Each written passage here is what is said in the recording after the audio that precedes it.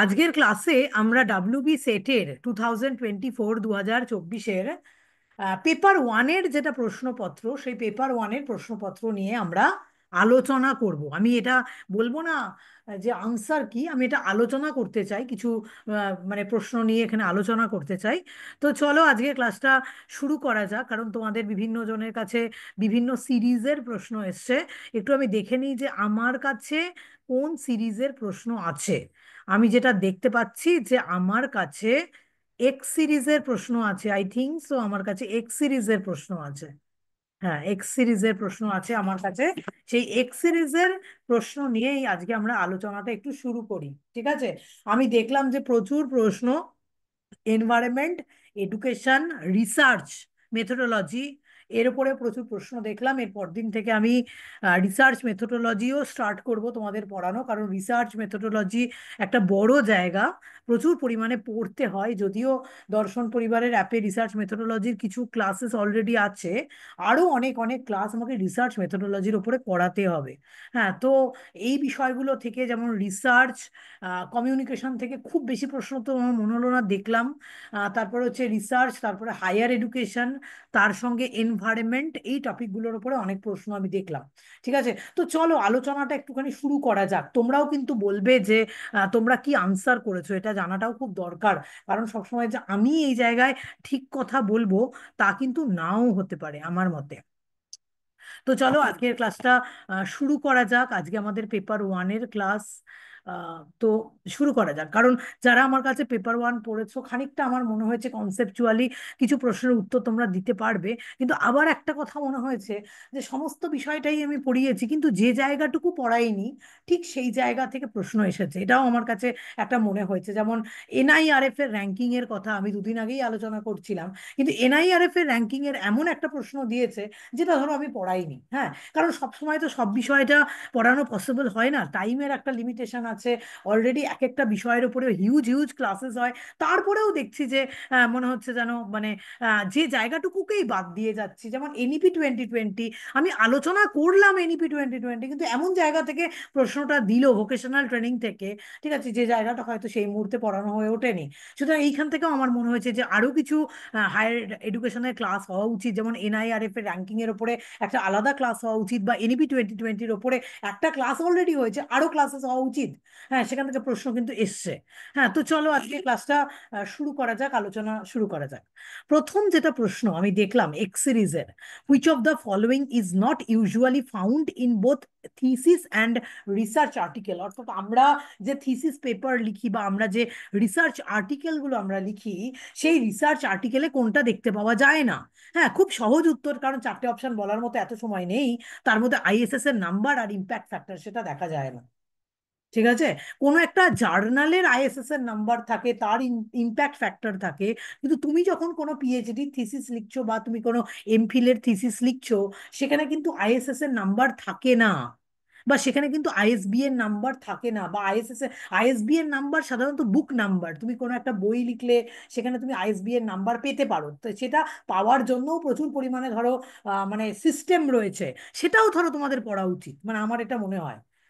ISSB এর number কোথায় পাওয়া যায়, কিভাবে পাওয়া যায়, আইএসএস এর নাম্বার কিভাবে পাওয়া যায়।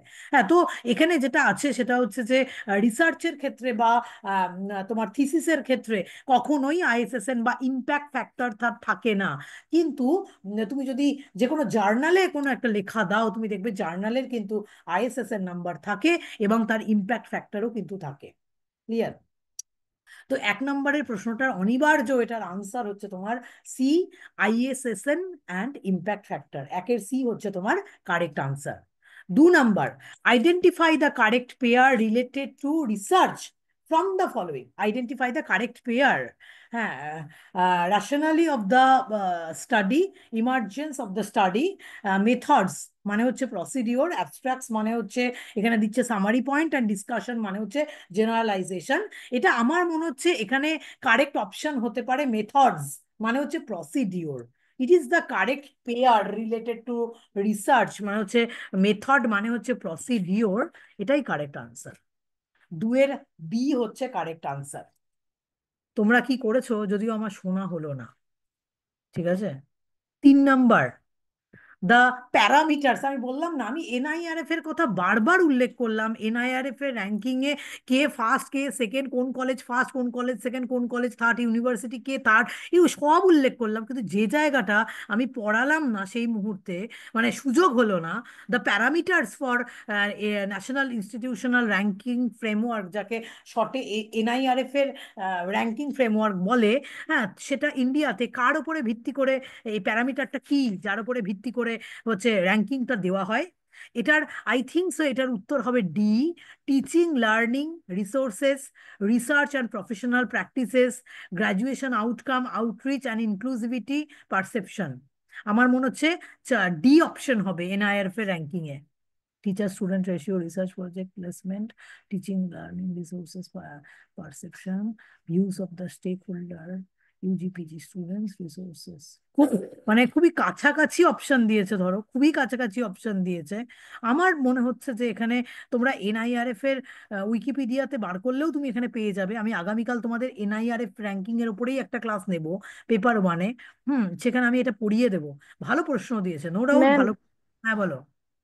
আমি কেভিএস মাদানে আমার কাছে বইটা আছে তো, তো এই হুম ডিটাই সঠিক আনসার হবে। 7টার মধ্যে এই 6টা দিয়েছে এখানে, হুম এটাই হবে। হুম হুম, ডিটা কারেক্ট আনসার। হ্যাঁ, তিন, এটাই করেছি। ডি হচ্ছে correct answer.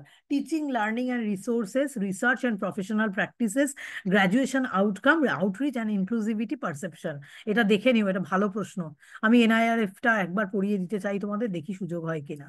4 number, external criticism in the evaluation of swords material for historical research refers to usefulness of the source material, is to access to the material, accuracy and trustworthiness of the content, authenticity and genuinity of the document. D, authenticity, কৃত্রিম নয় কোনো নথির সত্যতা, এটার উপরেই মূল্যায়ন হয় ধরো। External criticism in the evaluation of the source material, এটা তোমার authenticity and genuineness of the document হবে। হ্যাঁ, তোমরা কি করেছো আমি জানি না। ম্যাম, এটাই করেছি, ডি। হ্যাঁ, অকৃত্রিমতা, মানে সেটা কৃত্রিম নয়, ঠিক আছে, কোনো নথির সত্যতা, অকৃত্রিমতা। 4-এর ডি হচ্ছে কারেক্ট আনসার হবে। 5 নাম্বার, এটা ভীষণ সহজ, independent variable in research can be manipulated. একে একে ম্যানুপুলেট করা যায়, মানে কৌশলে পরিচালিত করা যায়। কিন্তু ডিপেন্ডেন্ট ভেরিয়েবলকে কোনোদিনই পরিচালিত করা যায় না, কান্ট বি ম্যানুপুলেটেড। তাকে ম্যানুপুলেট করা যায় না। আমরা জানি রিসার্চে 3 ধরনের ভেরিয়েবলস আছে, independent variable, dependent variable is very important, এবং ইন্ডিপেন্ডেন্ট ভেরিয়েবলকে ম্যানুপুলেট করা যায়। যখন ইন্ডিপেন্ডেন্ট ভেরিয়েবলকে ম্যানুপুলেট, আমি কিছুদিন পরে রিসার্চ পড়াবো তখন বলবো, যখন ইন্ডিপেন্ডেন্ট ভেরিয়েবলকে ম্যানুপুলেট করা যায়, ডিপেন্ডেন্ট ভেরিয়েবল অলরেডি তার রেজাল্টটা দেখায়। সুতরাং ডিপেন্ডেন্ট ভেরিয়েবলকে কোনোদিনই ম্যানুপুলেট করা যায় না। তুমি যদি প্রতিদিন সিগারেট খাও, হ্যাঁ, তোমার লাংস নষ্ট হয়ে যাবে। হ্যাঁ, সুতরাং সিগারেট খাওয়াটা হচ্ছে তোমার ইন্ডিপেন্ডেন্ট ভেরিয়েবল। আর লাংস নষ্ট হয়ে তোমার যে যাচ্ছে, সেটা তো তুমি তাকে কিছু করতে পারবে না। তার জন্য যেটা দরকার, ইন্ডিপেন্ডেন্ট ভেরিয়েবলকে ম্যানুপুলেট করা। হ্যাঁ, যত ইন্ডিপেন্ডেন্ট ভেরিয়েবলকে ম্যানুপুলেট করবে, ডিপেন্ডেন্ট ভেরিয়েবল সেই দিকেই পরিচালিত হবে। তো independent variable in research can be manipulated, 5-এর এ হচ্ছে তোমার correct answer, can be manipulated. 6 number, হ্যাঁ, a learning model that combines conventional, এটা ভীষণ সহজ কোশ্চেন, এটা সবাই আশা করি পারবে। A learning model that combines conventional face to face communication with non conventional electronically produced learning. 2 ধরনের, হ্যাঁ, মেথডের মধ্যে সমন্বয় সাধন কে করে? ব্লেন্ডেড লার্নিংই তো করে, যেখানে অনলাইন এবং অফলাইন দুটো মোডেই একসঙ্গে, হ্যাঁ, মানে তোমার লার্নিং হচ্ছে। হ্যাঁ, একটা কনভেনশনাল, একটা হচ্ছে নন কনভেনশনাল। হ্যাঁ, তাকে ব্লেন্ডেড লার্নিংই বলে। সুতরাং 6 নম্বর, এটা খুব সোজা প্রশ্ন ছিল, এটার মধ্যে জটিলতা ছিল না। 6 নাম্বারের কোয়েশ্চেনের আনসার কিন্তু হবে তোমার C, blended learning. 7 number, as per PwC research organizations global survey, the financial growth of entertainment and media industry, এটা যদি তুমি একটু বুদ্ধি করে আনসার করো, হ্যাঁ, তাহলে তুমি এটার আনসার করে ফেলতে পারবে। ঠিক আছে, যে আমাদের যে ফিনান্সিয়াল গ্রোথ, যে কোনো এন্টারটেনমেন্ট এবং মিডিয়া ইন্ডাস্ট্রির ফিনান্সিয়াল গ্রোথ ফিউচারে কার দ্বারা পাওয়ার্ড হবে? হ্যাঁ, সেটা কিন্তু অ্যাডভার্টাইজিং এর দ্বারা পাওয়ার্ড হবে। 7 নম্বরের এ হচ্ছে কারেক্ট আনসার। আমার মনে হচ্ছে এটা, এটা অ্যাডভার্টাইজিং। হ্যাঁ, যত তুমি অ্যাডভার্টাইজিং করবে, তুমি বুঝতে পারছো তো, এন্টারটেনমেন্ট অ্যান্ড মিডিয়া ইন্ডাস্ট্রি ফিউচারে will be powered by advertising. বিজ্ঞাপনের দ্বারাই ধরো এগুলো ভবিষ্যতে কিন্তু এখনো তাই পরিচালিত হচ্ছে। যত বেশি বিজ্ঞাপন তুমি দেখবে ফেসবুক, ইউটিউব, এই প্ল্যাটফর্মে যত বেশি বিজ্ঞাপন তুমি দেখবে তত বেশি সেগুলো আমাদের চোখের সামনে আসে। সবটাই মানে অ্যাডভার্টাইজিং এর দ্বারাই কিন্তু নিয়ন্ত্রিত হচ্ছে। হ্যাঁ, এই জন্য 7 নম্বরের যেটা কারেক্ট আনসার সেটা হচ্ছে এ, অ্যাডভার্টাইজিং। হ্যাঁ, গবেষণা সংস্থা পিডাব্লিউসির জরিপে পাওয়া গেছে, মানে পিডাব্লিউসি এটা বলছে যে ভবিষ্যতে বিনোদন এবং গণমাধ্যম, হ্যাঁ, কার দ্বারা শক্তিশালী হবে? বিজ্ঞাপনের দ্বারা শক্তিশালী হবে। যত বিজ্ঞাপন দেবে, হ্যাঁ, খারাপ ভালোর দ্বারা ডিটারমাইন্ড হবে না, বিজ্ঞাপনের দ্বারা ডিটারমাইন্ড হবে। ঠিক আছে? তো 7-এর হচ্ছে এ হচ্ছে correct answer. 8 number, in a group of members with different backgrounds, in a group of members with different backgrounds, the barrier of communication among them primarily raises from dress design, ethnicity, color blindness and food habit. 8 নম্বরের point. হ্যাঁ, আহ, প্রথম কোনটা প্রতিবন্ধকতার সৃষ্টি করে? মানে different কমিউনিটির বা ডিফারেন্ট ব্যাকগ্রাউন্ডের মেম্বাররা যদি একটা জায়গায় কখনো মিলিত হয়, হ্যাঁ, বিভিন্ন পটভূমি থেকে আসা, তাদের মধ্যে কোনটা প্রতিবন্ধকতার কারণ হতে পারে? I think so dress design প্রথমেই প্রতিবন্ধকতার কারণ হবে না। কালার ব্লাইন্ডনেস বা বর্ণান্ধতাও প্রতিবন্ধকতার কারণ হবে না। দুটো জিনিস প্রতিবন্ধকতার কারণ হতে পারে, একটা হচ্ছে এথনিসিটি বা জাতিসত্তা, হ্যাঁ, আর আরেকটা হচ্ছে ফুড হ্যাবিট। হ্যাঁ, এবং সবার আগে যদি আমি এথনিসিটি আর ফুড হ্যাবিটের মধ্যে থাকি, তাহলে আমার মনে হচ্ছে ethnicity is the correct answer.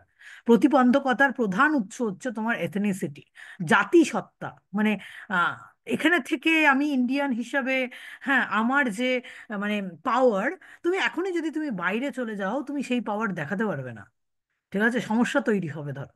হ্যাঁ, তো আমার মনে হচ্ছে যে দুটো অপশনের মধ্যে হওয়া উচিত, একটা হচ্ছে ফুড হ্যাবিট, ফুড হ্যাবিটেও ব্যাপক সমস্যার সৃষ্টি হয়, একটা এথনিসিটি, বা দুটোর মধ্যে আমি যদি প্রায়োরিটি হিসাবে রাখি তাহলে জাতিসত্তাই বা এথনিসিটি আমাদের প্রবলেম তৈরি করতে পারে। বিভিন্ন ভিন্ন পটভূমি থেকে আসা সদস্যদের একটা সমষ্টির মধ্যে প্রতিবন্ধকতার প্রধান উৎস যদি বলো, খাদ্যাভ্যাসের থেকেও ওপরে হচ্ছে তোমার জাতিসত্তা।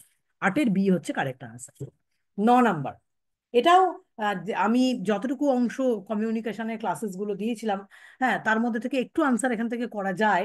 দ্য এক্সপ্রেশন অফ ইমোশনস, হ্যাঁ, by men and animal as stated by experts like Charles Charles Darwin established. বিশেষজ্ঞরা যেমন চার্লস ডারউইন মানুষ এবং পশুদের আবেগের আবেগের বহিঃপ্রকাশ, হ্যাঁ, আবেগের বহিঃপ্রকাশকে তিনি নন ভার্বাল কমিউনিকেশন বলেছেন। হ্যাঁ, আবেগের বহিঃপ্রকাশ। আর 9 হচ্ছে B correct answer, non verbal communication. আমরা এটা কমিউনিকেশনের ক্লাসগুলো তোমরা যদি দেখো, তা সেইখান থেকেও তোমাদের এটা আসবে। হ্যাঁ, যে আবেগ অনুভূতি, হ্যাঁ, এটা হচ্ছে নন ভার্বাল কমিউনিকেশনের মধ্যেই কিন্তু আমাদের পড়ে। হ্যাঁ, তো 9-এর বি হচ্ছে তোমার কারেক্ট আনসার, এটার ethnicity is the correct answer. আর 9-এর কিন্তু B, non verbal communication, correct answer. Hmm, তারপরে দ্য ডকুমেন্টারি ফিল্ম, হ্যাঁ, making movement that began in France during 1960s is known as film noir. আমি এই নামটার সাথে মানে ধরো ভীষণ ভীষণ পরিচিত। ফিল্ম নোয়া, ডাইরেক্ট ফিল্মস, তারপর হচ্ছে আনস্ক্রিপ্টেড মুভি, আর আরেকটা হচ্ছে সিনেমা ভেরিটে। এটা কি করেছো তোমরা একটু বলবে আমাকে? এটা না জানারই কথা, এটা তো ডি জানার কথা। করেছি। এটা ডি কারেক্ট আনসার, এটার D correct answer, cinema verite, D correct আমি ওই আনসার। নামটার জন্য ওই ফ্রান্সের সাথে রিলেটেড মনে হলো, ওই জন্য ওটা করে দিয়েছি। হুম, মানে না জেনে হয়েছে কিন্তু হয়েছে, ধরো আনসারটা করেছো, সিনেমা ভেরিটে। দাঁড়াও 1 সেকেন্ড, আরেকবার আমি উত্তরটা আরেকবার চেকিং করে নিই। আমি সবসময় এই উত্তরগুলো ধরো একটু অন্যরকম, তো হ্যাঁ, সিনেমা ভেরিটে। হ্যাঁ, মানে ফ্রেঞ্চ এটাতে বলা হচ্ছে truthful cinema, cinema of truth. হ্যাঁ, সিনেমা ভেরিটে মানে হচ্ছে ফ্রেঞ্চ টার্ম এটা, সিনেমা ভেরিটে। আর এটার মানে হচ্ছে truthful cinema or cinema of truth. এটা হচ্ছে refers to a movement in documentary film making that began in France during 1960s with the, হ্যাঁ, ঠিক আছে, হয়ে গেছে এটা, হয়ে গেছে। এটার উত্তর হচ্ছে সিনেমা ভেরিটে। 10-এর ডি হচ্ছে তোমার কারেক্ট আনসার। এইবার হচ্ছে তোমার 11 number, in a collaborative teaching learning, in a collaborative teaching learning environment the teacher plays the role of facilitator. হ্যাঁ, এটা হচ্ছে একজন সহায়তাকারী কোলাবোরেটিভ লার্নিং এ। আমরা কোলাবোরেটিভ লার্নিং এর ক্ষেত্রে, হ্যাঁ, একজন টিচার সেখানে তিনি যে ভূমিকা পালন করেন সেটা একজন সহায়তাকারীর ভূমিকাই তিনি কিন্তু পালন করেন কোলাবোরেটিভ লার্নিং এর ক্ষেত্রে। ফ্রেন্ড, গাইড, ট্রেনার এগুলো না, সহায়তাকারী মানে তুমি করছো, তিনি সম্পূর্ণরূপে তোমাকে সহযোগিতা করছেন, সহায়তা করছেন in a collaborative teaching learning. 11-এর এ হচ্ছে তোমার correct answer. 12 number, the criteria against which students' progress of learning in different curriculum areas could be assessed are known as learning content, learning objective, learning outcome, and learning experiences.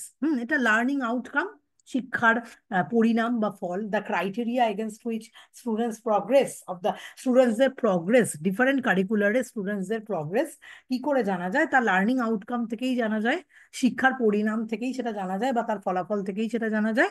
এই জন্য 12 C হচ্ছে কিন্তু তোমার correct answer. এইবার হচ্ছে তোমার 13 number, identify the characteristics of a constructivist classroom from the following. Community of learners are present in the class. আচ্ছা, ছাত্রসমূহ ক্লাসে উপস্থিত আছে, ক্লাসের পরিবেশ প্রতিযোগিতামূলক, ক্লাসরুমের পরিবেশ মত বিনিময় সহায়ক এবং সমর্থনমূলক, দায়িত্বপ্রাপ্ত শিক্ষকরা ক্লাসরুমে কর্তৃত্ব করেন, ক্লাসরুমের পরিবেশ সহযোগিতামূলক এবং কার্যকলাপে সক্রিয়। Choose the most appropriate answer. এগুলো উত্তর করাটা খুব কঠিন হয়ে যায়। Choose the appropriate answer. কি করেছো এটা তোমরা? ম্যাম এটা সি করেছি।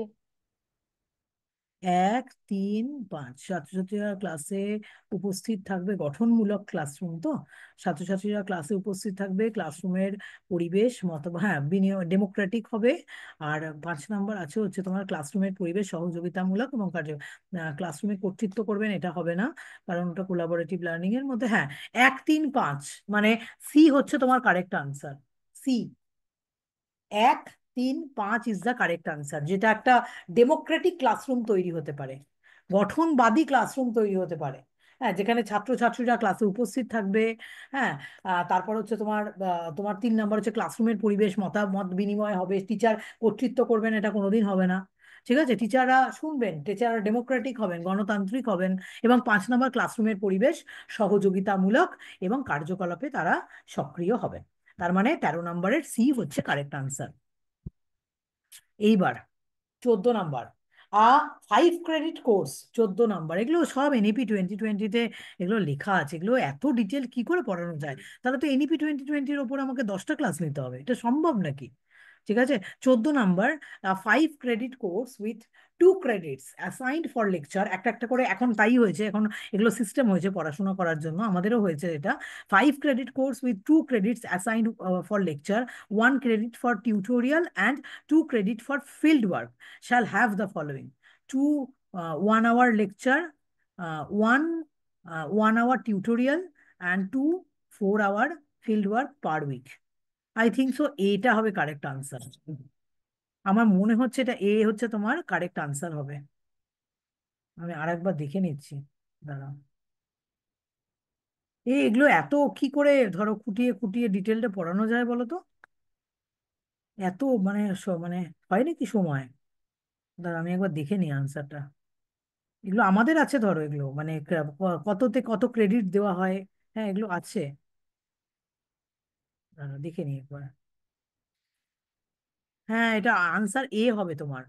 ঠিক আছে, 2 1 hour লেকচার, 1 1 hour টিউটোরিয়াল, হ্যাঁ, আর 2 4 hours field work per week. 14 নাম্বারের এ, এটা লিখে রাখো, এটা পড়াতে হবে, নাহলে হবে না। 14-এ। 15, ছাত্র মূল্যায়নের প্রেক্ষিতে in the context of students appraisal. 15 number, হ্যাঁ, PARAKH stands for, PARAKH। PARAKH stands for, I think so এটার উত্তর বি হবে, performance assessment review and analysis of knowledge for holistic তোমার হচ্ছে ডেভেলপমেন্ট। এইটা হবে আনসার, বি হচ্ছে কারেক্ট আনসার। কি করেছো তোমরা এটার উত্তর? ওটাই করেছি। এখানে আরেকটা ধরো মানে আরেকটা, performance assessment review analysis of knowledge for holistic development, একটা শব্দ দিয়েও এই প্রশ্নটার উত্তরটাকে করতে পারতে তোমরা। কি করেছি বলো তো? হলিস্টিক। হ্যাঁ, হ্যাঁ, হলিস্টিক। তো হ্যাঁ, দেখে করেছি। হ্যাঁ, এনবি 2020 সমস্ত কিছুর মধ্যে হোলিস্টিক এটা শব্দটা যুক্ত আপনাকে করে জিজ্ঞেস দিয়েছে। করেছিলাম যে হলিস্টিক মানে কি, তাই আমি ভাবলাম তাহলে এরমই কিছু একটা হতে পারে। Holistic development, all around development of life, all around development of our character, ঠিক আছে? না, এটাকে বলে শিক্ষা শুধুমাত্র, মানে এখন বলছে এটা যে শিক্ষা শুধুমাত্র আমাকে চাকরির জন্য প্রস্তুত করবে না বা পরীক্ষায় ফার্স্ট সেকেন্ড থার্ড বানাবে, তা না। শিক্ষা আমাকে হোলিস্টিক ডেভেলপমেন্ট, আমার চরিত্রের গঠন করবে, আমাকে ভবিষ্যতে এগিয়ে যেতে সাহায্য করবে, আমার জীবনে যদি কোনো বিপদে পড়ি সেই বিপদকে ওভারকাম করতে পারবো। হ্যাঁ, এই সমস্ত কিছু হোলিস্টিক ডেভেলপমেন্টের মধ্যে পড়ে। হ্যাঁ, তো পারেক্স ট্রান্সফার ভালো প্রশ্ন, এটা নো ডাউট যিনি করেছেন খুব ভালো প্রশ্ন করেছেন। হ্যাঁ, in the context of students appraisal, পারেক্স transfer, performance assessment, review and analysis of knowledge for holistic development. 15-র বি হচ্ছে তোমার কারেক্ট আনসার। ইরে বাবা, 16 নাম্বার, 16 নাম্বারের উত্তর, এটা কি বি করেছো তোমরা? 16 নাম্বারের করতে পেরেছো? 16 নাম্বারের উত্তর কি করেছো? এগুলো তো আমার দেখা হয়নি, ধরো কি করলে, কোথায় চলে না, গেলে সবাই? না ম্যাম, এটা হয়নি করা। স্যারকে আমি দিয়েছিলাম এই অঙ্কটা দেখার জন্য, আমি তো দেখার এগুলো সুযোগই পাইনি, আর এগুলো আমি দেখিও না, ধরো। হ্যাঁ, তো উনি মনে হয় বললেন যত সম্ভব এটা বি আনসার হবে, 23.7। যারা করেছো, যারা করেছো তারা বলতে পারবে, 16-র বি মনে হয় কারেক্ট আনসার। এগুলো আমি দেখিনি, বলে লাভ নাই। তারপরে 17 নাম্বার, হ্যাঁ 17 নাম্বারে কি করেছো, করতে পারোনি? 17 নাম্বারের মনে হয় ডি কারেক্ট আনসার। এগুলো আমার দেখা হয়নি, আমি নিজে দেখিনি বলে আমি কনফিডেন্স পাচ্ছি না। আমি স্যারকে দিয়েছিলাম 5 মিনিটের জন্য, উনি আমায় বললেন যে এটা 17-র মনে হয় ডি কারেক্ট আনসার হবে, 86%। তোমরা কি করেছো বলো, নাহলে নাকি ছেড়ে দিয়ে চলেছো তোমরা এগুলো? কোথায় চলে গেলে সবাই? র্যান্ডম সি করেছি, যেগুলো পারিনি সব সি, আর অনেক প্রশ্ন দেখার আরে, টাইম। সেগুলো পারোনি, সেগুলো সি কেন? মানে সি এর প্রতি কোনো ইয়ে আছে নাকি? ওরকম কিছু ব্যাপার নেই, মানে করতে, এটাই হচ্ছে এমসিকিউর আমি দেখেছি যে কোনো একটা সিরিজ ধরে মারতে হয়। যদি ডি মারো তাহলে ডি মারো, পাঁচটা যদি মারা হয় তাহলে দেখা যায় তার মধ্যে একটা হলেও ঠিক হবে। আর যদি সি মারতে হয় তাহলে সি মারতে হয়, মানে এটা সবসময় যে মেলে তা না, কিন্তু দেখা গেছে এরকম হয়। মেরে কি আর কোয়ালিফাই করা যায়? এটা হয় না, কিন্তু বলছি এরকম, এই জন্য যেটা মারতে হয় পর পর, আর অত প্রশ্ন দেখারও টাইম পাইনি 1 ঘন্টায়। এটা মনে হয় ডি 86% কারেক্ট আনসার হবে। হুম, 17-র ডি কারেক্ট আনসার, লিখে রাখো, পরে আরেকবার চেক করতে হবে। 17-র D correct answer. 18 number, ma'am, ordinal data inter, ষোলোরটা হ্যাঁ, কি হবে? শোনা যাচ্ছে না? ষোলোরটা কি না, হবে? কোনটা? 16 ম্যাম, 16। 16, 16-র হচ্ছে বি, 23.7। 17 হচ্ছে ডি, 86%। আই থিঙ্ক সো, আমি তো নিজে দেখিনি, কি করে বলি বল। তারপরে, তারপরে হচ্ছে 18 নাম্বার, এটা তো রিসার্চ থেকে দিয়েছে, nominal data, ordinal data, interval data and ratio. হ্যাঁ, এটা হচ্ছে তোমার, এটার আনসার যত সম্ভব 18 নাম্বার, না 18 নাম্বারের আনসারটা মনে হয় বি হবে, তার আমি একবার দেখে নিই। 4 number can not perform mathematical nominal, তারপর 2 হচ্ছে অর্ডিনাল, ক্যান অ্যাড সাবট্রাক্ট, হ্যাঁ, মাল্টিপ্লাই অ্যান্ড ডিভাইড। তারপরে হচ্ছে 18 নম্বর তো, 18 নম্বরে বি হবে আনসার, বি বি। 4-3-1-2, 4-3-1-2, 4-3-1-2, এইটা হবে, বি নাম্বার হবে, 4-3-1-2 মনে হচ্ছে। 18 নম্বরের B is the correct answer, 4-3-1-2। এটা আমি নিজে দেখিনি 19 নাম্বারটা, তবু আমি বলতে চাই উত্তরটা 19 নম্বরে যেটা স্যার বললেন, মনে হচ্ছে বি কারেক্ট আনসার, 48। তোমরা কি করেছো বলো? বি কারেক্ট আনসার আছে মনে হচ্ছে, 48। আরেকবার আমি চেক করছি আনসারটা, দাঁড়া, সামারি, হ্যাঁ, দাঁড়াও, কালকে সকালবেলা তোমাদের ক্লাস নেব, করবে ক্লাস? দাঁড়াও লিখে দিচ্ছি।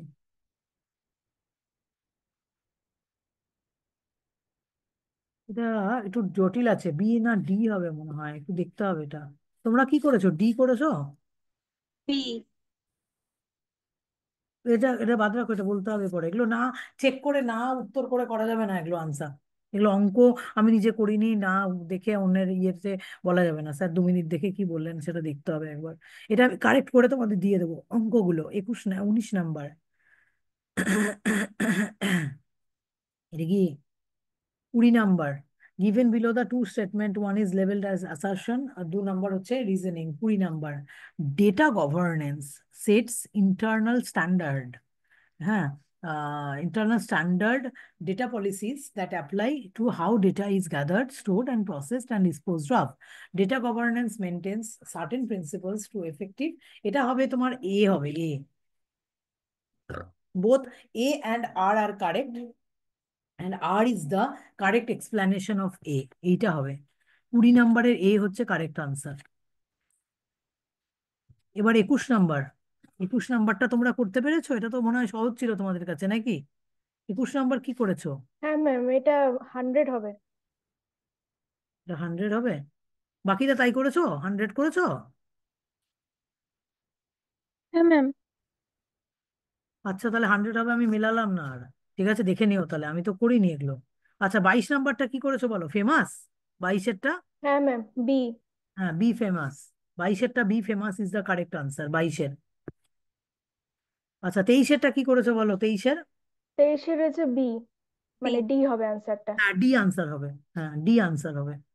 ঠিক আছে, 23-এর বি মানে হচ্ছে ডি। হ্যাঁ, 23-এর। আচ্ছা, এরপরে এটা আমি করিনি, তোমরা করেছো নাকি বলো?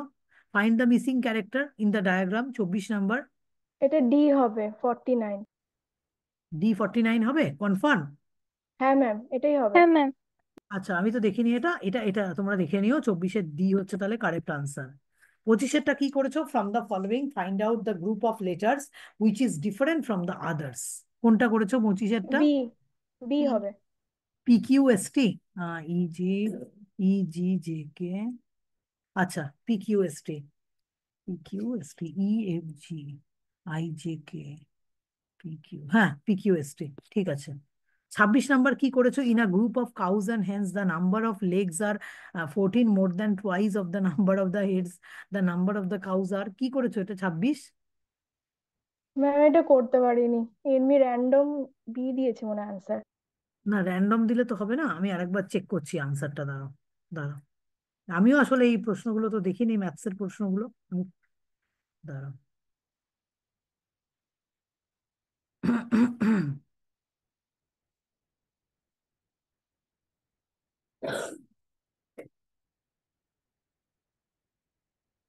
এটার আনসার মনে হয় B7 হবে। একটা গাভী এবং মুরগির দলে পায়ের সংখ্যা মাথার সংখ্যার দ্বিগুণ থেকে 14 বেশি হলে গাভীর সংখ্যা মোটা, এটা মনে হয় এটা আনসার মানে বি হবে। B7 is the correct answer. ঠিক আছে, 26 নাম্বারের বি হচ্ছে তোমার কারেক্ট আনসার। 26-এর বি। 27, এগুলো তো তোমাদের পারার কথা মনে হয়।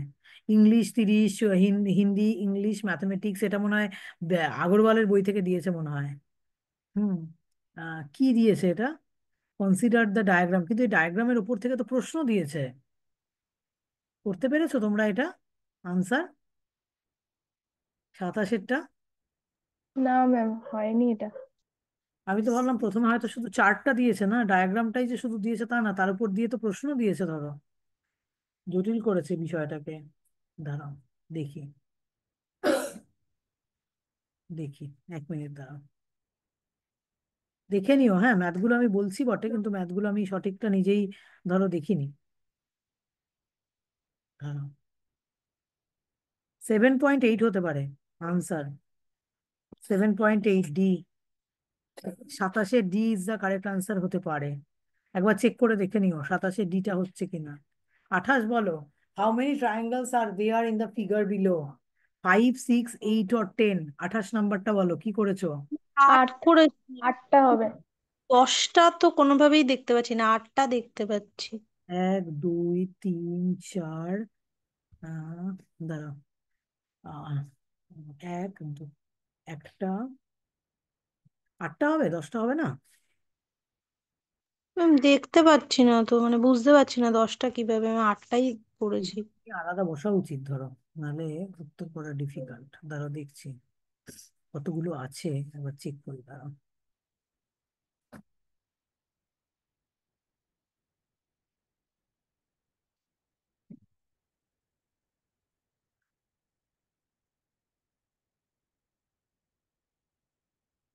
একটা, একটা, দুটো, একটা পুরোটা, এটা, এটা দুটো, একটা, দুটো,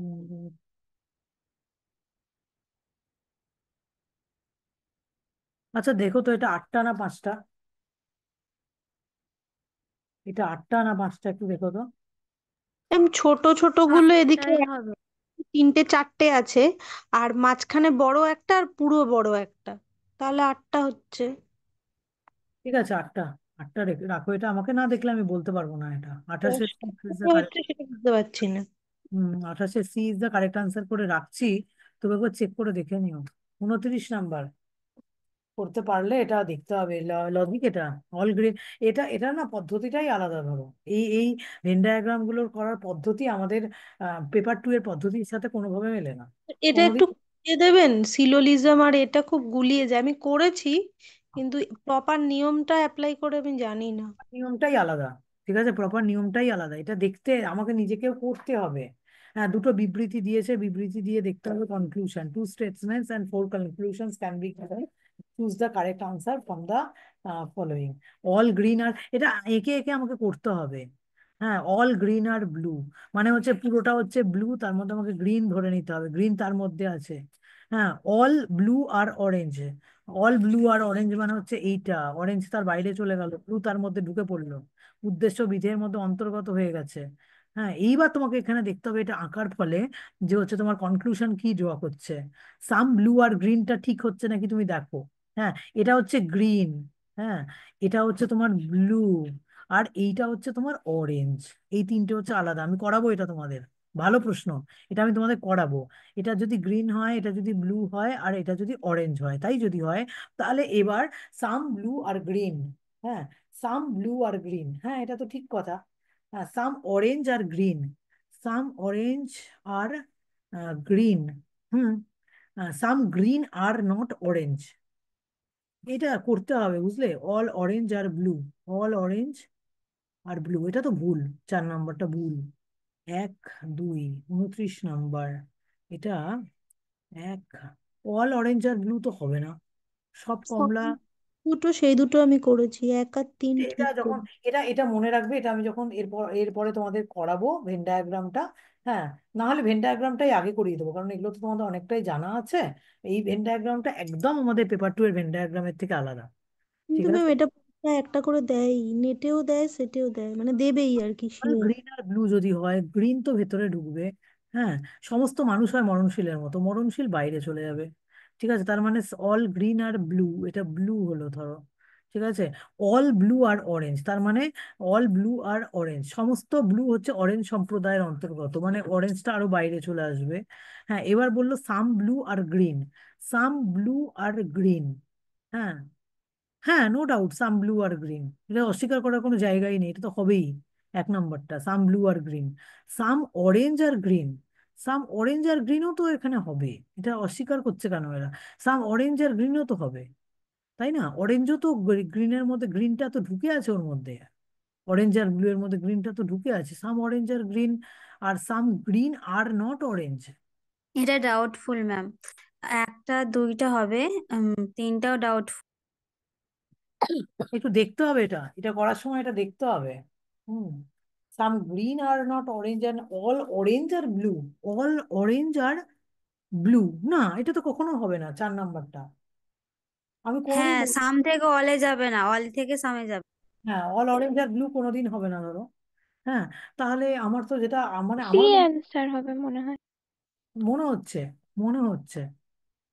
ঠিক আছে, এটা তবুও আর একবার দেখতে হবে, আমার মনে হচ্ছে এটা আনসার হবে। আর একবার আমি তোমাদের করানোর সময় এটা মাথায় রাখবে, এটা হচ্ছে তখন আলোচনা করে দেবো। এটার আনসারটা আমি ইয়ে করে রাখলাম, হোল্ডে রাখলাম। Some green are not orange, some green are not orange, না এটা হবে না। Some green are not orange তো হবে না এটা। আমার মনে হচ্ছে 1 আর 2 কারেক্ট আনসার, মানে C is the correct answer. আমার মনে হচ্ছে C is the correct answer, only 1 and 2 are correct. 29 number একটা, আমার মনে হচ্ছে তাই। C is the correct answer. হ্যাঁ ম্যাম 30। ওটাই হ্যাঁ বলো, মোবাইল বলো। হ্যাঁ ম্যাম ওটাই করেছি আপাতত। হ্যাঁ, 30 নাম্বারটা কি করেছো? Find the missing number in the following series. হ্যাঁ, কি করেছো বলো, তোমরাই বলতে পারবে। ডি হবে। D is the 54। Answer, 54। 54 is the correct answer.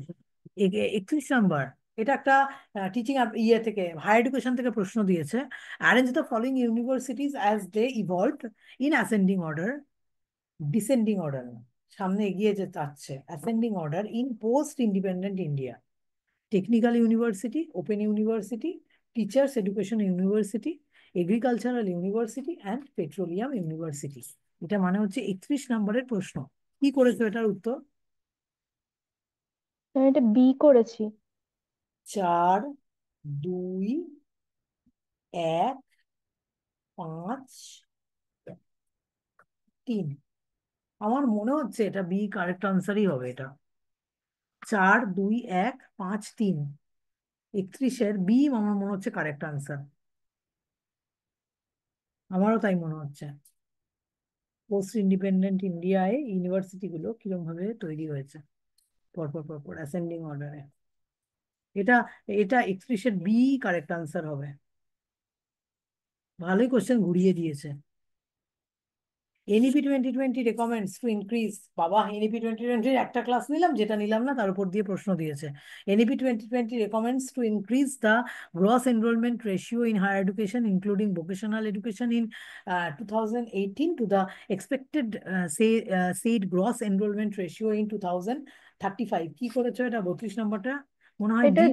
D D D হবে, আনসার হ্যাঁ। হবে। হ্যাঁ, ডি কারেক্ট আনসার হবে, ফ্রম 26.3% টু 50%। 32-এর ডি কারেক্ট আনসার হবে। তারপরে which one of the following is essential to obtain a 4 year UG courses, এই যে আমাদের আছে এখন 4 year UG courses with research degree. এখন তো এটা পুরো এনইপি চলছে, ধরো 4 year ডিগ্রি কোর্স, তার সাথে রিসার্চ ডিগ্রিও তার হবে। হ্যাঁ, which one of the following is essential secure in 160 credits including 12 credits from a research project. আমার মনে হয় এটা 33-এর এ হবে তোমার কারেক্ট আনসার। হ্যাঁ, মানে কোনটা এসেনশিয়াল?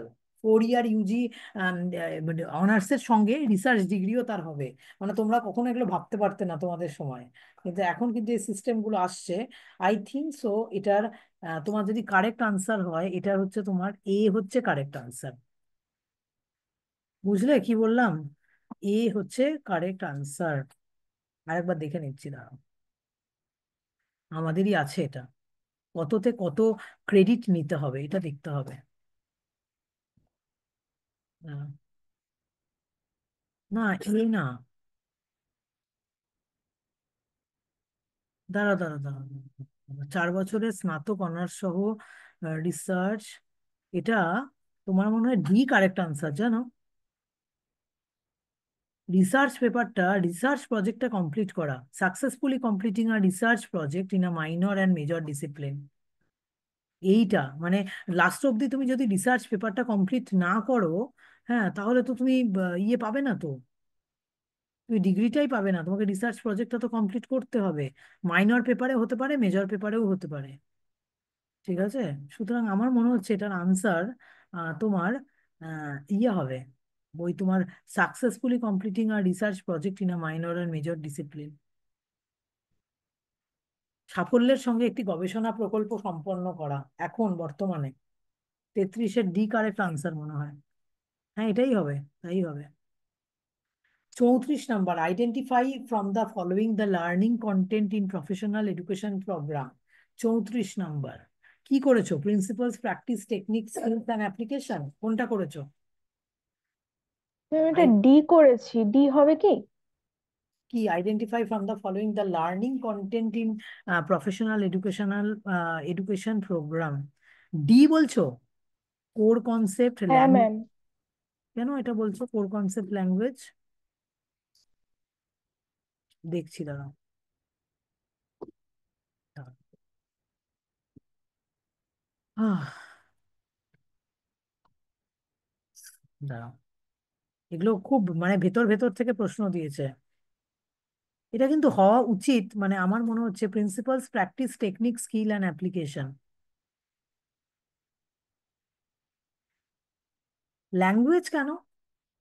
প্রফেশনাল এডুকেশন প্রোগ্রামে principles, practice, technique, skills and application. আমার তো এটা মনে হচ্ছে যে 34-এর B is the correct answer. আমার তাই মনে হচ্ছে। এবার দেখে নাও তোমরা, আরেকবার চেক করে নিও। আমি বলছি মানেই ঠিক বলছি, এটা কোনোদিন হবে না। ঠিক আছে, নাই বলতে পারি না আমি। এবার 35 নাম্বার। 35 নম্বরে কি আছে? Studies of near eastern and far eastern societies and cultures, language, people, history and archaeology is known as. Near eastern and far eastern, ঠিক আছে, ইস্টার্ন কালচার যেটা, ওয়েস্টার্ন নট। হ্যাঁ, তাদেরকে একত্রিত ভাবে কি বলে? দারুণ প্রশ্ন দিয়েছে একটা। এটা তো ওয়েস্টার্ন লার্নিং কখনো হবে না। Unorthodox learning, oriental learning and systematic learning, না সেমিটিক লার্নিং। কি বলেছো বলো, কি করেছো উত্তর? ম্যাম এটা ওরিয়েন্ট ওরিয়েন্টাল লার্নিং। এটা ওরিয়েন্টাল লার্নিং এ এটার আশা করছি ওরিয়েন্টাল লার্নিং এ এটার উত্তর হবে। ঠিক আছে, এটার ওরিয়েন্টাল লার্নিং এ উত্তর হবে। দাঁড়াও, আরেকবার চেক করে দেখে নিই। এটার ওরিয়েন্টাল লার্নিং উত্তর হবে। কেন উত্তর হবে সেটাও আমি তোমাদের বলে দিচ্ছি।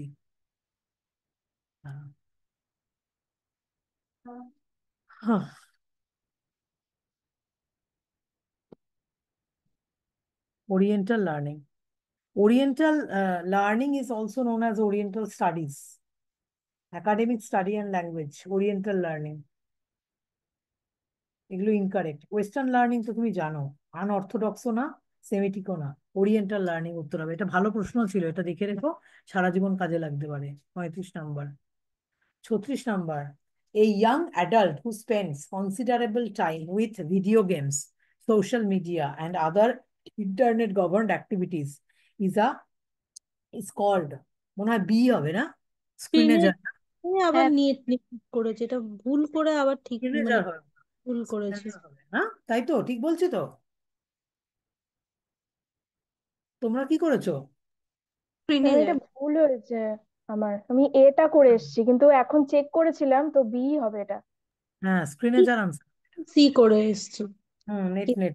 হ্যাঁ, ও মনে হতে পারে, এগুলো অজানা বিষয়, এই জন্য এগুলো হয়েছে। প্রচুর প্র্যাকটিসের দরকার আছে। Identify from the following a benefit which intranet, not internet, intranet does not provide. হ্যাঁ, যেটা ইন্ট্রানেট আমাদের ফেসিলিটি দিতে পারেনি। 37 নম্বরেরটা। হ্যাঁ, হাই সিকিউরিটি পাসওয়ার্ড, আমার মনে হয় নিরাপত্তা দিতে পারেনি। হ্যাঁ ম্যাম এটাই হবে। ইন্ট্রানেট, হাই সিকিউরিটি পাসওয়ার্ড মানে নিরাপত্তা দিতে পারে, উচ্চ নিরাপত্তা দিতে পারেনি ইন্ট্রানেট। পরে তো internet. 38 number. Assertion reasoning. Computer can do computing and teleconferencing. Computer with internet connectivity and having proper software can do computing and teleconferencing. 38 number. আমার মনে হয় 38 নাম্বারটা এ হবে। কম্পিউটার ক্যান ডু, এটাই হবে। Both A and R are true, মানে R is the correct explanation of A. আমার তো এটাই মনে হচ্ছে, computer can do computing, teleconferencing, computer with internet connectivity. ঠিক আছে, এটা করে রাখো, 38-এর এটাই করে রাখো। এটা কি ওয়েবএক্স করেছো? এটা কি উত্তর করেছো 39টা? এটা আমার সঠিকভাবে জানা নেই, কিন্তু আমি এআই পড়াতে গিয়ে বা আইটি পড়াতে গিয়ে আমার মনে হচ্ছে আমি এটা পড়েছি, ওয়েবএক্সটা, ওয়েবএক্স মেসেজিং। কি করেছো? এটা না জানারই কথা, এগুলো জানার কথা না। ম্যাম এটা সি করেছি, মনে হয় ভুল হয়েছে এটা। সি করেছো? ও আচ্ছা, এখানে মেলাতে দিয়েছে না? ও হ্যাঁ এটা তো এটা ম্যাচিং। ম্যাচিং দিয়েছে না? এটা ম্যাচিং তো দেখতে হবে, আমি ওকে দেখিনি এটা, একবারেও দেখিনি। এটা দেখতে হবে। আচ্ছা দাঁড়াও, এখনই চেক করে বলে দিচ্ছি, এখনই চেক করে বলছি, দাঁড়াও। ব্লু জিন্স নেটওয়ার্ক,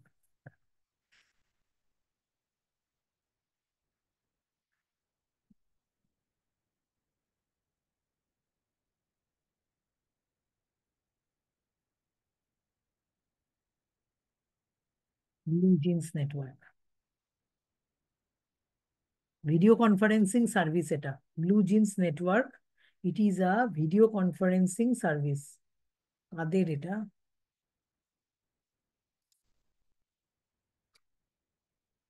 এই এই যে 3 নাম্বার। 3 নাম্বার মানে তোমার বি হচ্ছে correct answer. B, B is the correct answer. Krish রামাকৃষ্ণন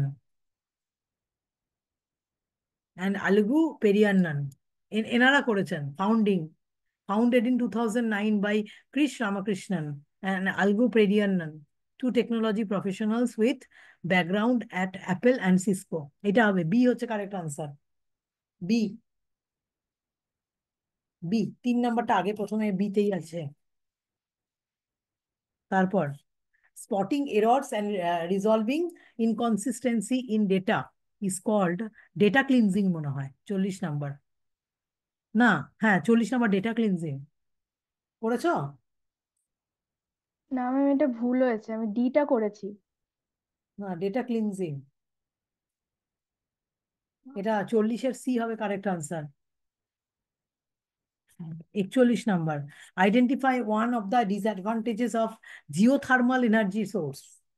হ্যাঁ, জিওথার্মালের একটা মনে হয় সমস্যা, এটা যত সম্ভব আমি তোমাদের পড়িয়েছিলাম, এটা environmental concern about green house emission না? ম্যাম, এটাতে এ হবে। কেন? Good for the reliable source of, ও আচ্ছা আচ্ছা, না এটা তোমাকে এ হবে কেন, এটা ডিসঅ্যাডভান্টেজ বলেছে, অ্যাডভান্টেজ তো বলেনি।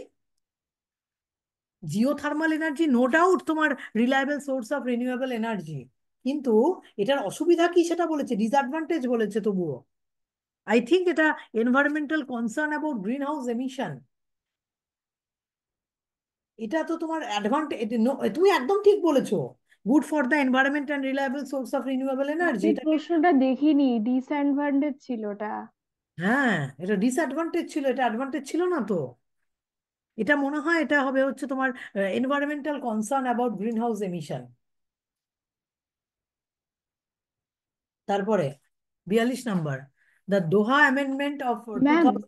হ্যাঁ, ম্যাম আপনি জিওথার্মাল এনার্জিটা পড়াতে গিয়ে বলেছিলেন যে সি নাম্বারটা মনে হবে, মানে মানে কিভাবে এটা রক্ষণাবেক্ষণ করা যায়, এটা নিয়ে এটা একটা অসুবিধা ছিল। কিন্তু এই জিওথার্মাল এনার্জি তো গ্রিন হাউস গ্যাস এমিশন করে না। দেখি একবার, দাঁড়াও দেখে নিচ্ছি, দেখছি, দাঁড়াও 1 সেকেন্ড, আমি পড়িয়েছি যেহেতু।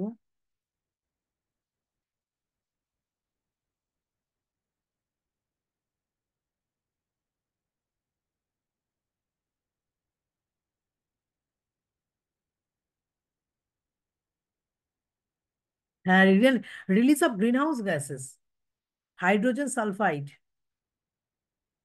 এটা এটা release of green house gas release করে, বিশেষ করে হাইড্রোজেন সালফাইড রিলিজ করে। এটা ডি হবে correct answer, D. Okay ma'am. হুম, দেখে নিও এটা।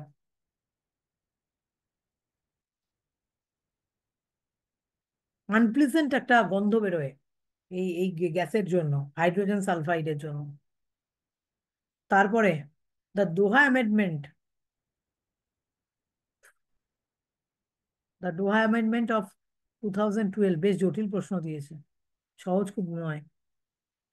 ঠিক আছে, the Doha amendment of 2012 is relevant to which of the following. ঠিক আছে, the environmental protection act, the Montreal protocol, the Paris agreement, the Kyoto protocol. কি করেছো? এটা মনে হয় ডি হবে, the Kyoto protocol, Kyoto protocol, D. জানি না কি করেছো এটা। 42-এ ডি হবে কারেক্ট আনসার। 43, সবই তো হয়ে গেল, কোথায় নিচে নামে না কেন 43?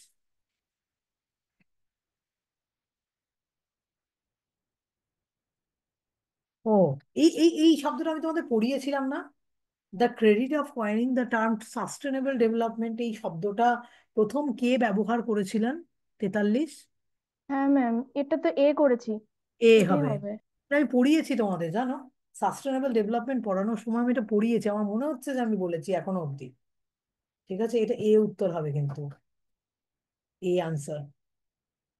আর 44 নাম্বার লাস্ট, ও না 45 আছে, হোয়াট ডাজ নামা stand for in the context of climate change? 44 number, 44 নাম্বারের ন্যাশনাল অ্যাপ্রোপ্রিয়েট মিটিগেশন অ্যাকশন মনে হয়, NAMA। Nationally appropriate mitigation action, তাই তো? একটু দেখে নিও তো এটা। হ্যাঁ ম্যাম, এটা চেক করেছিলাম, এটাই হবে, কিন্তু ওখানে ভুল করে এসেছি। মিলিনিয়াম অ্যাচিভমেন্ট হবে না, মিলিনিয়াম অ্যাচিভমেন্ট হয়ই নি, মিলিনিয়াম ডেভেলপমেন্ট গোলস গুলোকে অ্যাচিভই করা যায়নি। ন্যাশনালি অ্যাপ্রোপ্রিয়েট মিটিগেশন অ্যাকশন এটাই হবে। 44-এর এ হচ্ছে তোমার কারেক্ট আনসার। আর লাস্ট হচ্ছে 45, identify the clean energy source. এটা তো সহজ, নিশ্চয়ই তোমরা জানো। নিজে বলে দাও, এর মধ্যে ক্লিন এনার্জি সোর্স কোনটা? জিওথার্মাল। জিওথার্মাল।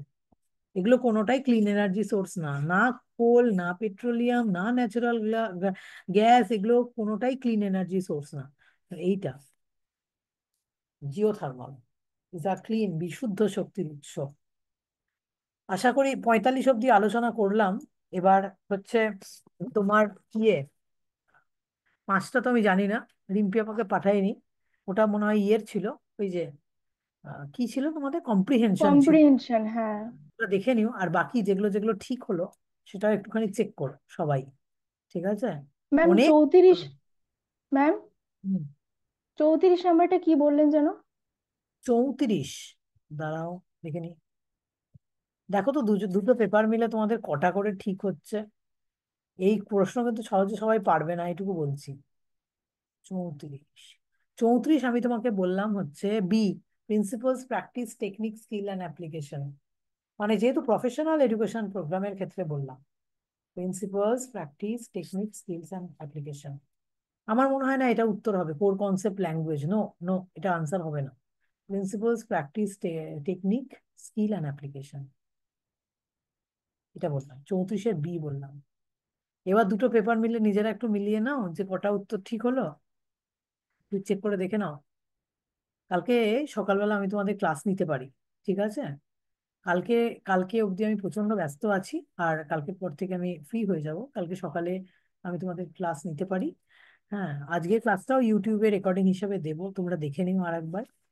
আর কালকে সকালবেলা আশা করছি তোমাদের আমি ক্লাস নেব, বাট একটু টাইমটা একটু ইয়ে হবে, যে 10টা থেকে হয়তো ক্লাস নেব, 10টা বা 10:30 থেকে আমি ক্লাস নেব। পেপার 1-এর ক্লাস নিতে পারি বা 2-এর ক্লাস নিতে পারি, আমি দেখছি, আমি একটু হিসাব করে নিয়ে আমি বলছি কিসের ক্লাস নেব। কিন্তু কিছু কিছু জায়গা আমার বারবার করে মনে হয়েছে, এত ডিটেল পড়া সত্ত্বেও, মানে প্রায় এক একটা টপিকের উপরে 20টা 25টা ক্লাস করার পরেও যদি দেখি যে এনআইএফ এর র্যাঙ্কিং এর থেকে এমন প্রশ্ন এসেছে যেটা সেই মুহূর্তে পড়ানো হয়নি, তাহলে তুমি বুঝতে পারছো যে একটা করে টপিক পড়তে কতদিন সময় লাগে। এত খুঁটিয়ে খুঁটিয়ে এত ভেতর থেকে প্রশ্ন। হ্যাঁ মানে, মানে এটাকে কিন্তু কভার করা, এটা সহজ ব্যাপার নয়। এটা একদিন দুদিনের কাজ নয়, এটা 6 মাসেরও কাজ নয়, এটা 1 বছরেরও কাজ নয়। এই সমস্ত বিষয়টাকে তুমি যদি পেপার 1 এবং পেপার 2, দুটো বিষয়কে যদি একসাথে পড়তে চাও, মিনিমাম তোমাকে 3 বছর সময় দিতে হবে, 2 থেকে 3 বছর একদম কমপ্লিট ভাবে পড়াশোনা করতে হবে। আর এটা তো ঠিক কথা, এটা তো সহজ পরীক্ষা নয়। সাপোজ ধরো অল ইন্ডিয়া বেসিস পরীক্ষা হচ্ছে বা স্টেট বেসিসে পরীক্ষা হচ্ছে, তুমি একটা কলেজের প্রফেসর হবে বা কোনো একটা ইউনিভার্সিটির প্রফেসর হবে, তার এন্ট্রান্স পরীক্ষা হচ্ছে তোমার নেট আর সেট। হ্যাঁ, আমি সেটার কথাই তোমাদের বলছি। এত সোজা কেন ভাবছো, এত সোজা কেন হবে, তাই না? ইউপিএসসির মতো পরীক্ষা দেওয়ার জন্য যদি 5 থেকে 8 বছর ধরে পরিশ্রম করতে হয়, খাটতে হয়, তাহলে আমরা এটা কেন ভেবে নেবো যে নেট সেট অনেক সোজা পরীক্ষা, না পড়লে পারা যায়? মানে এই কনসেপ্টটাই যে হঠাৎ করে আমাদের মনের মধ্যে কেন এসেছে, যে না পড়েই পারা যায়, মানে 3 মাস 6 মাস পড়লেই পারা যায়, নোট পড়েই পারা যায়। কিন্তু আমরা তো দেখছি বারবার করে যে কোনোভাবেই সেটা পারা সম্ভব নয়। তাই নয় কি? বারবার এটা আমাদের কাছে প্রতিপন্ন হচ্ছে, এত পড়ছি এত পড়ছি, তবুও তার মধ্যে গাফিলতি থেকে যাচ্ছে। এক একটা বিষয়ের, হ্যাঁ এক একটা বিষয়ের উপর এত ক্লাসেস হচ্ছে, তারপরেও দেখছি যে এখান থেকে বাদ থাকছে। তা তো আমার তো নিজের খারাপ লাগছে না? আমি কিছুদিন আগে ধরো তোমাদের পরীক্ষার আগে আগে এনআইআরএফ এর র্যাঙ্কিং নিয়ে বললাম, এইটা কলেজ ফার্স্ট হয়েছে, সেকেন্ড হয়েছে, থার্ড হয়েছে, হ্যাঁ সব বললাম ধরো, তারপরে দেখছি যে প্যারামিটার থেকে প্রশ্ন দিয়েছে। তাহলে কতটা ইনডেপথ পড়া উচিত আমাদের? আমাদের হয়তো বেঙ্গলের আউটসাইড যারা স্টুডেন্টস আছে, তারা কখনোই আমাদের মতো নেট সেটের পরীক্ষাটাকে ধরো সহজ মনে করেনি, কিন্তু আমরা খুব বেশি পরিমাণে সহজ মনে করেছি। হ্যাঁ। আহ, আমার কি নেট শুনতে অসুবিধা হচ্ছে তোমাদের? না না ম্যাম, ম্যাম, ঠিক ঠিক আছে। আছে। আচ্ছা আচ্ছা, দাঁড়াও। হ্যাঁ, মানে বা এটাই আমি বলছিলাম যে এত ডিটেল পড়াই তোমাদের, এত ডিটেল পড়াই, তারপরেও দেখছি যে আরো ডিটেল পড়তে হবে। হ্যাঁ মানে কি বলবো আর, মানে চেষ্টা ছাড়া তো আর কিছু করা যাবে না ধরো। হ্যাঁ, আমার আজকে প্রশ্ন দেখে পেপার 1-এর স্ট্যান্ডার্ড প্রশ্ন বলে মনে হলো। ভীষণ কোর কনসেপ্ট থেকে প্রশ্ন বলে মনে হলো। আর এর থেকে বাইরে আমি কি বলতে পারি বলো? এইটুকু আমি বলতে পারি যে ভালো করে পড়ো, নেক্সট সেটের জন্য বা নেটের জন্য প্রিপারেশন নাও। আশা করি ভালো হবে। আমি আমার তরফ থেকে সর্বতভাবে চেষ্টা করব। যেখানে বাইরে থেকে প্রশ্ন হওয়ারই কথা না, আমি সেই জায়গাগুলো থেকে পড়াই। কখনো কখনো আমি উইকিপিডিয়া থেকেও পেপার ওয়ানে পড়াই, পেপার টুতে তো পড়াই না। পেপার টু কমপ্লিটলি আমি বই পড়াই, ধরো এমন বই থেকে পড়াই যাতে সেখান থেকে প্রশ্ন আসে। পেপার ওয়ান ধরে ধরে পড়ানোর জন্য যেখান থেকে বাইরে থেকে প্রশ্ন হবে না, উইকিপিডিয়াতে সব ইনফরমেশন আছে, উইকিপিডিয়া ফলো করি। তারপরেও আমি এখানে দেখছি যে হ্যাঁ, বাইরে থেকে প্রশ্ন হচ্ছে, ভীষণ কনসেপচুয়াল প্রশ্ন হচ্ছে। ঠিক আছে, তো দেখা যাক, আমরাও লড়তে থাকি। ঠিক আছে, ওনারাও প্রশ্ন তৈরি করুন, আমরাও লড়তে থাকি, কারণ বড় জায়গায় তো যেতে হবে। কলেজ বা ইউনিভার্সিটি প্রফেসর হওয়া it is not a matter of joke. এটা একদিন আমাদের বাঙালি ছেলে মেয়েদের মধ্যেই এই অসুবিধাটা তৈরি হয়েছে। তারা ভেবে নিয়েছে এটা খুব সহজ বিষয়, ওই 6 মাস কোনোভাবে পড়লেই চলে যাবে, ওর চলবেই না। নিজেরাই বুঝতে পারছো মিনিমাম এটা 3 বছর বা 2 বছরের অতিরিক্ত সময় দিলে তবেই ধরো তুমি পুরো সিলেবাসটাকে আয়ত্ত করতে পারবে, এত বড় একটা হিউজ সিলেবাস। হ্যাঁ, কিভাবে পসিবল? ঠিক আছে, আমার পক্ষে তো কোনোভাবেই আর পসিবল নয়, তোমাদের পক্ষে কিভাবে পসিবল তোমরাই বুঝতে পারবে। ধরো এটুকুই বলবো, আজকে ক্লাসের রেকর্ডিংটা ইউটিউবে দেবো, কালকে আমি তোমাদের ক্লাস নেব। হ্যাঁ, ভালো থাকো তোমরা, নতুন উদ্যমে পড়াশোনা করো। কিন্তু আমার এটা মনে হচ্ছে যে যারা রেগুলারলি লাইভ ক্লাস করে তাদের পক্ষে প্রশ্নগুলোর উত্তর করা সহজ হয়েছে, তবুও কনসেপ্টের বেসিসে প্রশ্নগুলোর উত্তর করা সহজ হয়েছে বলে আমার মনে হয়। হ্যাঁ, সেটা including paper one and paper two. আমি বারবার বলি, প্রশ্ন কোনোদিন তুমি কমন পাবে না, ও কখনোই তুমি কমন পাবে না, তবু কিছু প্রশ্ন কমন পাওয়া গেছে। ঠিক আছে, আমার সময় আমি যখন নেট দিয়েছিলাম একটা প্রশ্ন কমন পেয়েছিলাম, তাতেই প্রচন্ড আনন্দ পেয়েছিলাম। হ্যাঁ, পলিটিক্স থেকে প্রশ্ন কমন পেয়েছিলাম। তো যাই হোক, তবুও তোমরা কনসেপ্টের বেসিসে অনেকগুলো উত্তর করতে পারবে যারা ধরো রেগুলারলি লাইভ ক্লাস করতে পারবে। আর যারা বলো যে রেগুলারলি মানে শুনে নেবো, রেকর্ডিং শুনে নেবো, তারা কোনোদিনই পড়াশোনার মানুষই তারা নয়। যারা বলে রেকর্ডিং শুনবো, তারা পড়াশোনা করারই লোক নয় ধরো। হ্যাঁ, সুতরাং রেকর্ডিং শুনে কিছু হয় না, রেগুলারলি লাইভ ক্লাস করো। আশা করি দেখা যাক না, একটা জায়গায় তো নিশ্চয়ই পৌঁছে যাবো, এইটুকু আশা করি। তোমরাও পৌঁছবে, আমিও চেষ্টা করবো তোমাদেরকে সেই পথে পরিচালিত করার। ভালো থাকো তোমরা। আজকে ক্লাসটা ইউটিউবে যাবে, তোমরা আরেকবার চেক করে নিও। আমি আবারও বলছি যে আমি যা বলছি তাই ঠিক, এটা কোনোদিনই হতে পারে না। ঠিক আছে, কারণ আমি ভুল করবো অনেকগুলো এর মধ্যে থেকে। হ্যাঁ, আমি জানি যে কিছু জিনিস আমারও হয়তো ভুল থাকবে, কারণ সব জিনিস আমার জানা নেই বলে লাভ নেই। ঠিক আছে, আমারও জানা নেই সেই বিষয়গুলো। বাট আমি তোমাদেরকে যত বেশি পড়াই ধরো, আরো বেশি করে জানতে পারি, সেটা সাবজেক্টের হোক বা সেটা পেপার ওয়ানের ক্ষেত্রেই হোক। হ্যাঁ, ভালো থাকো তোমরা। আজকের ক্লাসটা তাহলে এখানেই শেষ করি।